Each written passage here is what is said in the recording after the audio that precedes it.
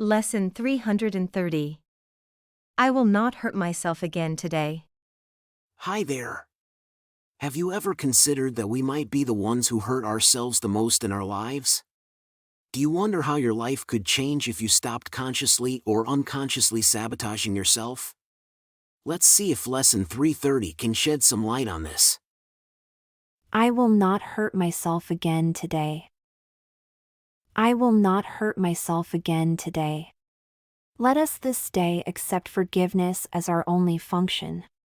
Why should we attack our minds and give them images of pain? Why should we teach them they are powerless when God holds out His power and His love and bids them take what is already theirs? The mind that is made willing to accept God's gifts has been restored to spirit, and extends its freedom and its joy, as is the will of God united with its own. The self which God created cannot sin, and therefore cannot suffer. Let us choose today that He be our identity, and thus escape forever from all things the dream of fear appears to offer us. Father, your Son cannot be hurt. And if we think we suffer, we but fail to know our one identity we share with you.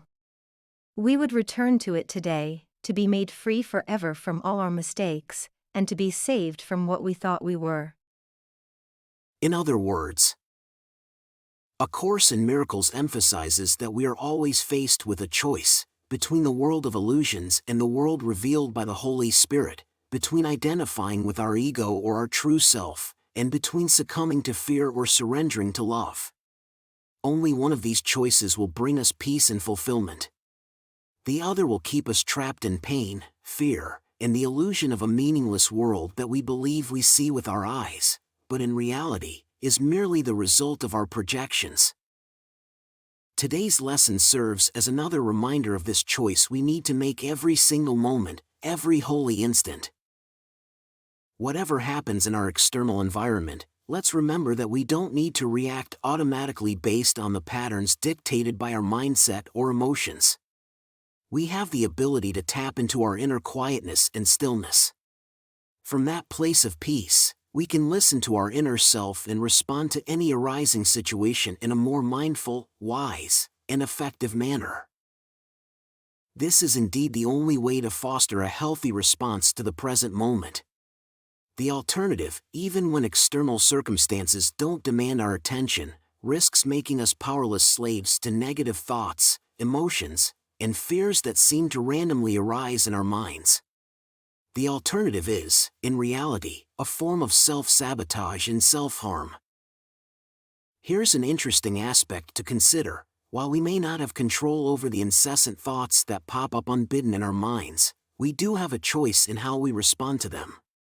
So, instead of trying to suppress or control unwanted thoughts, let's gently realign these thoughts towards love and forgiveness. This is something we can do whenever we notice we've strayed into fear or judgment.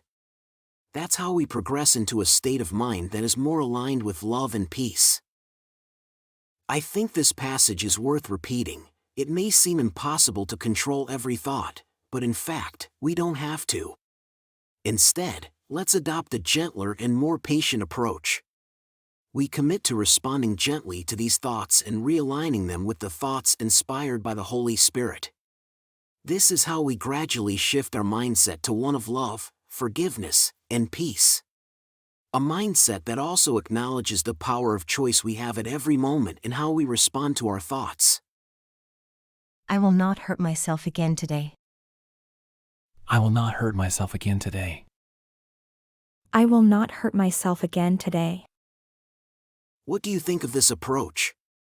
If it's true that we've allowed our ego to be in charge of our lives up until now, aren't you curious to discover where this shift in mindset will lead you? Continue with your practices morning and evening, and remind yourself of today's idea every hour. Whenever you sense that your ego might be taking control, pause for a moment. Evoke the teaching of today's lesson and silently repeat to yourself, I will not hurt myself again today. Whether you notice it or not, you're doing great.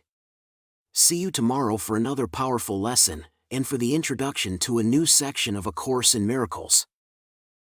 One final note, With today's lesson, we've concluded the section titled What is Creation? If you've joined us recently, or if you would like a refresher, just click on the video link that will appear on your screen shortly.